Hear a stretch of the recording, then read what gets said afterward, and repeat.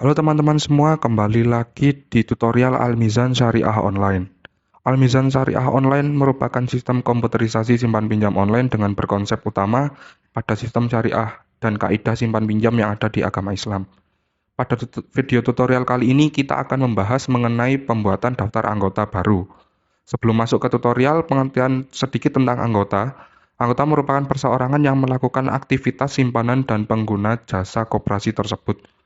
Selanjutnya, kita akan langsung masuk ke tutorial menambahkan daftar anggota baru. Kita klik 3 icon bar yang ada di pojok kiri atas, kemudian masuk ke master data. Kita bisa pilih daftar anggota.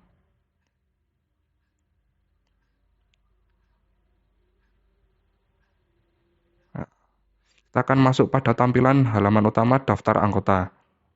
Di sini terdapat 2 tombol, yakni kategori dan anggota baru. Untuk menambahkan daftar anggota baru, kita klik tombol biru, yakni anggota baru. Nah, secara otomatis muncul form pengisian penambahan anggota baru. Pada form pertama ada nomor anggota, terdiri dari 3 kolom, yakni kolom tanggal registrasi, kita sesuaikan dengan tanggal per registrasi anggota, kemudian nomor anggota berapa kita bisa isikan, kemudian dilanjutkan dengan nama anggota. Jika sudah, kita klik selanjutnya untuk menuju form pengisian identitas anggota. Pada form pengisian identitas anggota ini terdapat kolom nomor identitas atau KTP. Kita bisa isikan sesuai dengan ID card ataupun KTP yang dimiliki anggota baru tersebut.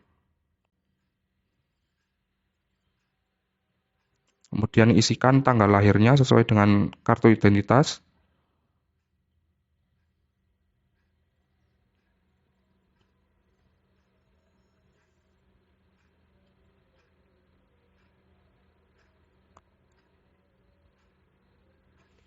Tempat lahir.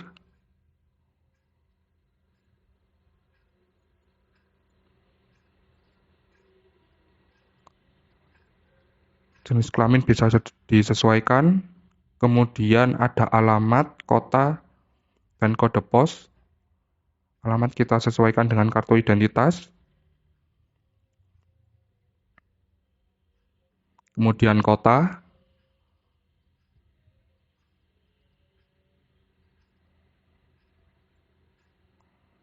Untuk kode pos bisa kita sesuaikan.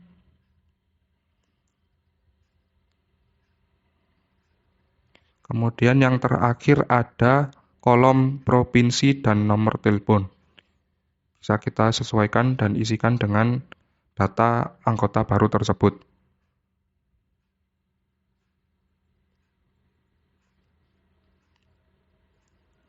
Jika sudah, kita klik selanjutnya untuk menuju form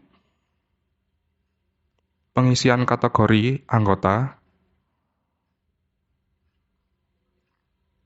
Nah, pada form pengisian kategori ini terdapat 3 kolom, yakni sektor, subsektor, dan pekerjaan.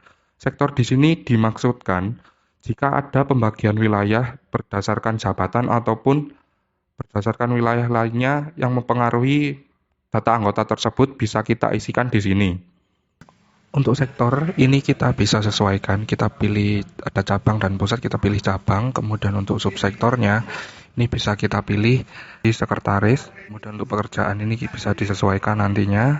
Kemudian jika sudah lengkap, kita klik selanjutnya untuk mengisi ke form potongan lain anggota.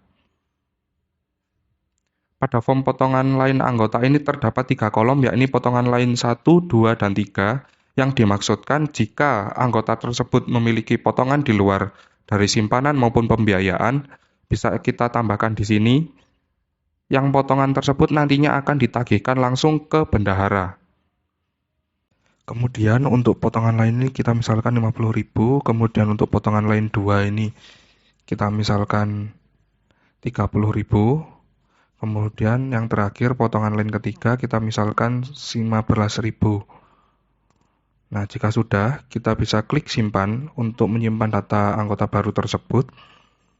Kita akan klik simpan yang ada di pojok bawah, kiri, kanan. Nah, anggota sudah tersimpan. Kemudian klik kembali. Di sini data anggota baru yang telah kita masukkan tadi akan masuk di tabel daftar anggota. Nah, ini atas nama Roni sudah masuk. Pertanggal registrasi tanggal 25. Ini. Selain itu, kita bisa juga mencari anggota tersebut berdasarkan kategorinya. Kita klik kategori tampilan data.